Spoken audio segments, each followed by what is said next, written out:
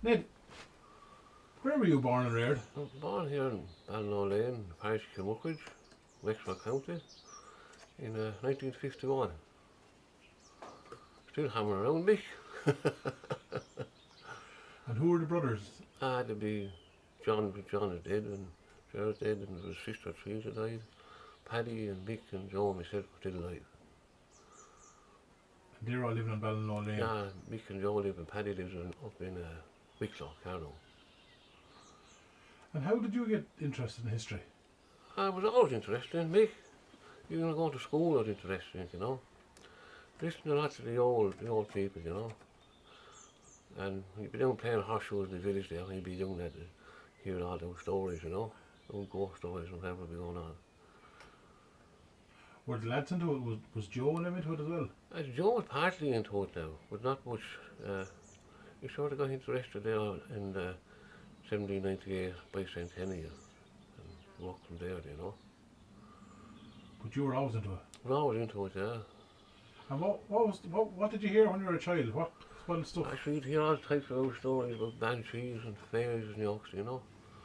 And Bo Humpus was another character. We were only told, you know, to make your face be home early at night time, you know. So your mother and father wouldn't have to go look for you. But you would be afraid that time of it. There were bad patches in the road that tell you where these lads the pig, you see. And that's where there'd be a fear coming into it. There'd be a fear coming, you had to be respect for your parents then. And did you believe it yourself? What? Did you believe it yourself? Oh, yes, I believed at the time, yeah. But still, I'd like to hand it down to the next generation, you know. Eddie's young lad there now, young Sean, he'd be interested in it now, you know, the grandson. So he's a great chap to read and all. And I wrote 3 books on this, on the folklore and stuff, you know. And that's all recorded there now for the next generation, like, you know.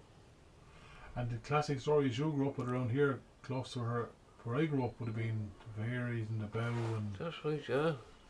You know, Raheen's around here and stuff, you know. That's right. Aside from the Raheen, what are the usual classic stories of lads getting lads meddling with them and cows dying and things like that? That's right, yeah. Dad would tell me some lad went to source building one time, and he put up the foot to put on the spade, and the legs dead that way. No, sure, I don't know about that being true now or not, but sure. Another interesting lad went to plough with a horse, and the horse dropped dead. Did you ever hear of if you unyoked a horse on a Saturday evening, you'd never go put it back on it? It'd be bad luck to do that. Did you ever hear that? You wouldn't re-yoke it again. Oh no, you have to wait until Monday morning, sure. Anyway, the Sabbath had to be adhered to at that time, you know.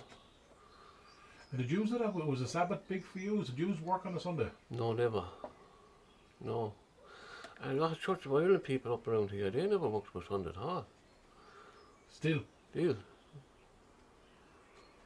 And you wouldn't even, I'd come across people who you wouldn't sew a button in a shirt on a Sunday, you wouldn't do a no. tap. They said, I think you don't on a Sunday, you have to do it twice next week. It wouldn't be necessary at all. No, my father never worked for Sunday either. He came with good clothes and was smash on the bike, and well, he tended the stock all right now. And tell me this as well, Ned, with the days of the week as well, there'd be certain days of the week you wouldn't do certain things. Did you ever come across that? No, I never come across that. Well, of course, so you seen you couldn't date May for Friday.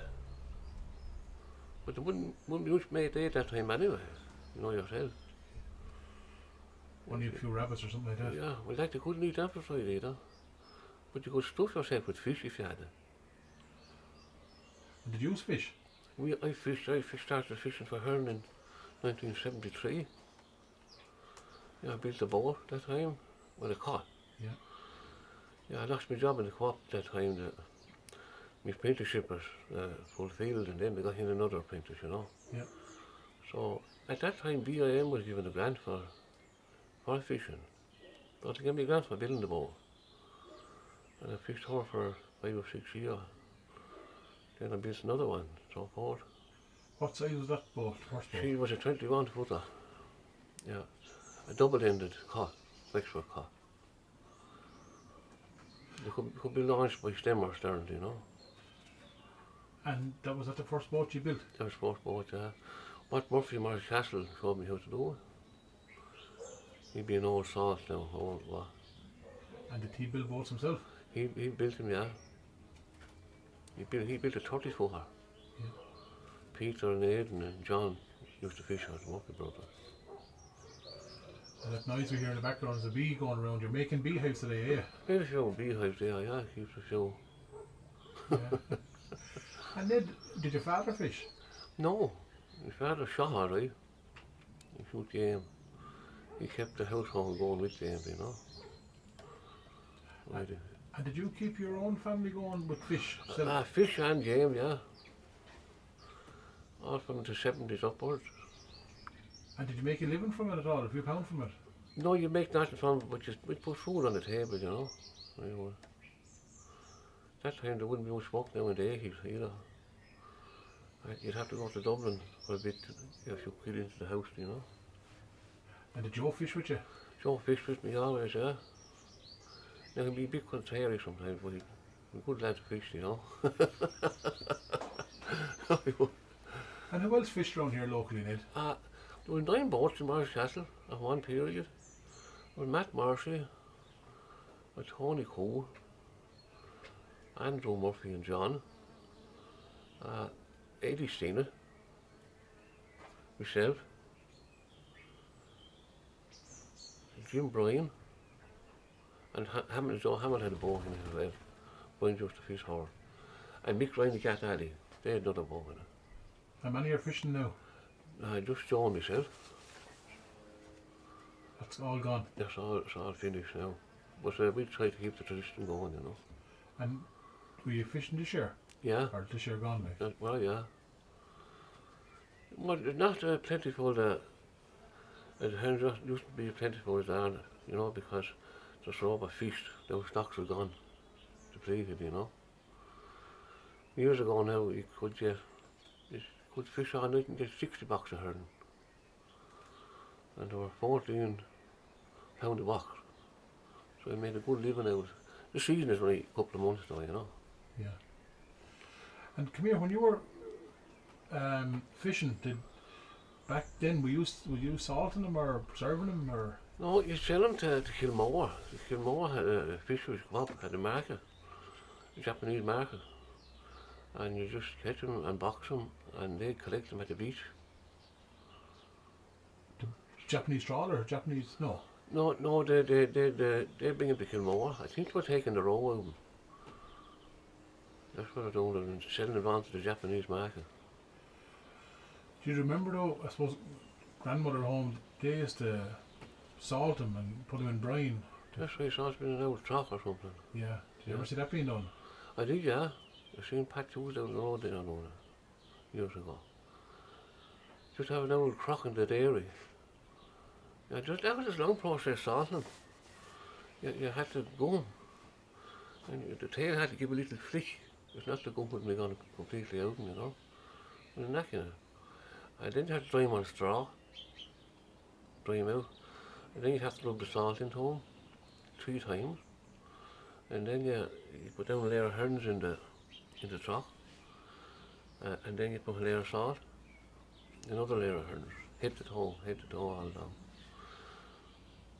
But so you think 40 gallons of fucking water after eating one of them, you couldn't go salty.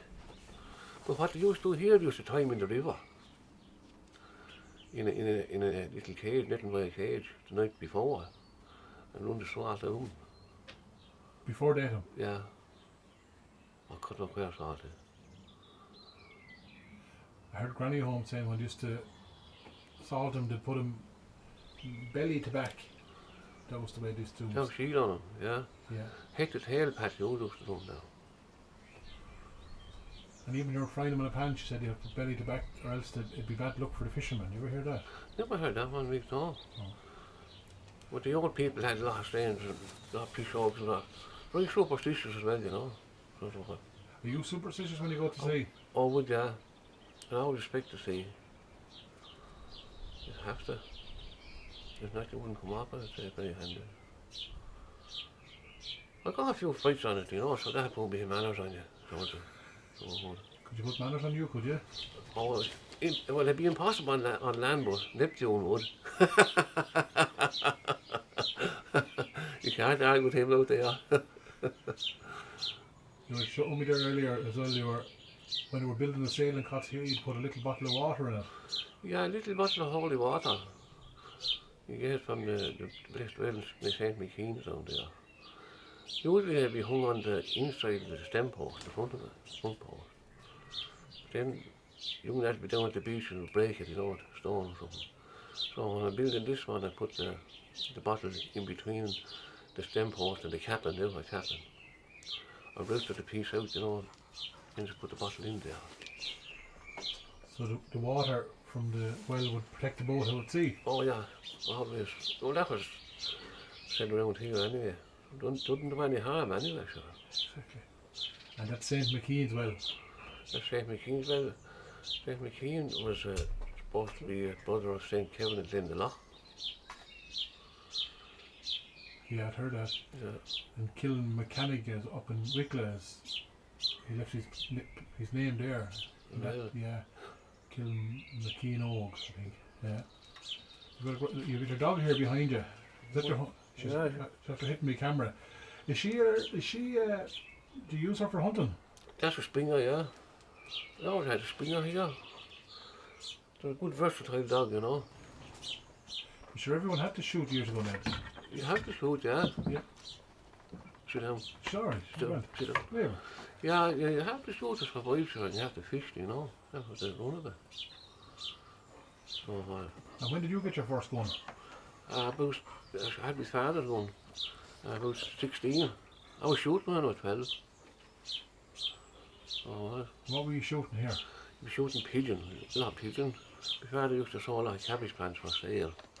The pigeon would land on them, so you shoot them, you know. Did you eat them? Oh yeah, was beautiful soup. Yeah. Your dog was coming over to say hello to me now, Ned. Yeah. Back here, that one, yeah. Go on. And what else would you do? Would you shoot teal and snipe? Shoot teal and snipe, woodcock, mallard, widgeon. Yeah, not a magpie, the grey crow, you know. You'd never come across lads eating the crows? No, but they say that there is such a thing as crow pie. Can be at a certain time of the year. Or rook pie they call it. No, I wouldn't stomach on them lads. How do you feel about the magpie dog? What do you think of him as a bird? Well, you'd have to control him. Very good.